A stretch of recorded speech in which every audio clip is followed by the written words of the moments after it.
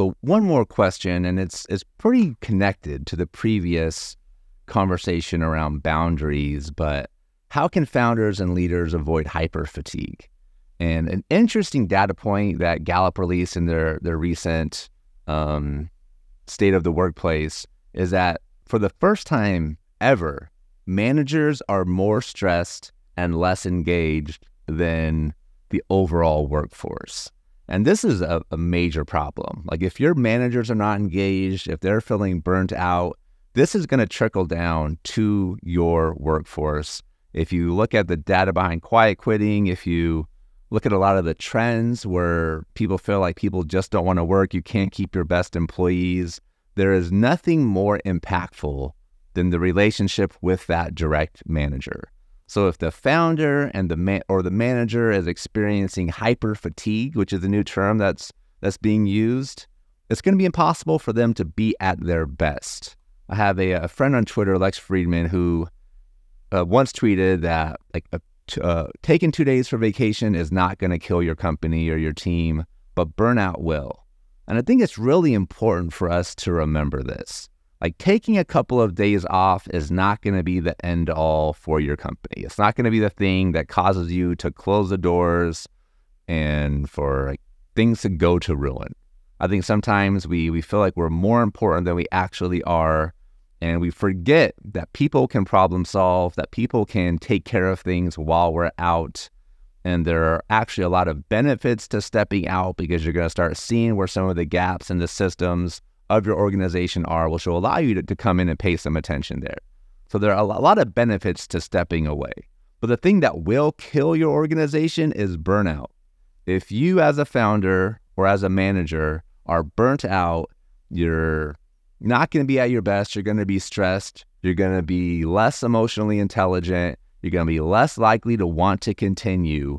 Think about Olympic athletes, the best athletes in the world. When they train, if you're a runner as an example, you don't just sprint for your entire workout, right? You sprint, you rest, you run again, you rest, you work in intervals. And we need to take the same method as we're thinking through how do we lead and how do we work? How do we set up our managers on our team for success?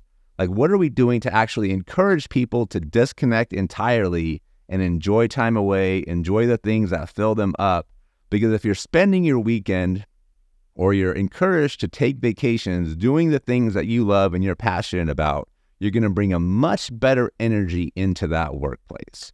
And you're going to stick with that company for longer. You're going to be more resilient when it comes to obstacles that you face because you're refreshed, you're energetic, you have that energy, that sense of optimism that comes with being energized and taking time to do the things that you're most passionate about. But if we're not doing that and we're running on empty all the time, we're going to be in a bad place. I mean, we really are. And that bad place isn't just at work. That stress that we feel is going to go home with us. That stress that we feel is going to go into the community when we're interacting with our neighbors and interacting with the people in our city. And that's not what we want, right? Nobody wants to be in that place. Because eventually we're going to start, our managers on our team are going to start connecting the dots and realize this job isn't worth it. And replacing a manager is difficult. It's much more difficult to replace a manager than it is to encourage a manager to take time off and disconnect and invest in developing that manager so they can be at their best, which will allow them to be better for their team, which will create a more engaged workforce that is going to be more productive and more profitable for you as a business owner or as a leader in an organization. And depending on your position, especially if you're a middle manager, you have to balance both ends, right? Because you might have a boss not encouraging you to do these things. So it's hard for you to encourage your team to, but really be the voice of reason. Do not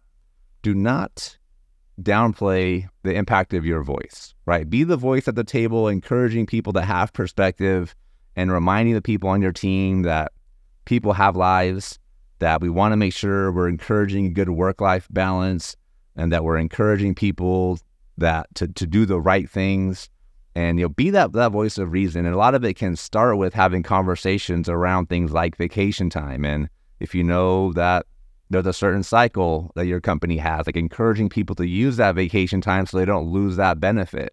Like those little things go a long ways in establishing you as a manager who is looking out for their people and invested in the success of their people. So small things like that to avoid hyper fatigue kind of gets back to the boundaries conversation that we were having earlier, but taking that time off, like do not devalue how important that is. It might be a couple of days. What's even more impactful, I mean, in combination with having time in the morning for doing things that you know are going to allow you to be at your best, which are like taking a walk. In Kim Scott's, one of her famous talks in Radical Candor, she talks about how like taking that walk in the morning, it wasn't an option. It was something that was part of her day because she knew without that, she wasn't going to be at her best throughout the rest of the day.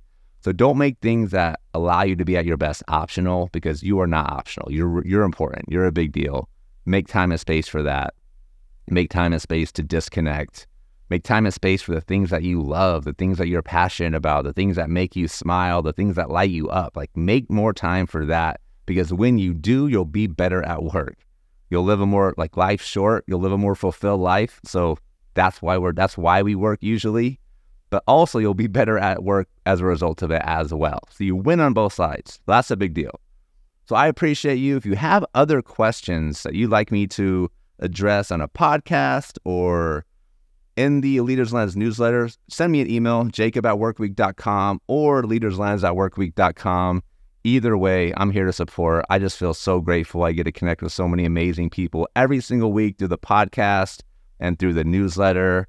And next season is going to be all about conflict resolution. So I'm excited to bring you a ton of frameworks that are going to allow you to be better in resolving conflict on your team, because conflict is expensive. Like, conflict is healthy. The goal is we need to learn how to manage it, how to navigate through it, not avoid it. And that's what I'm going to be focused on for the next quarter in the newsletter, but also the next season in the podcast. So I appreciate you all. I really do. Enjoy your day.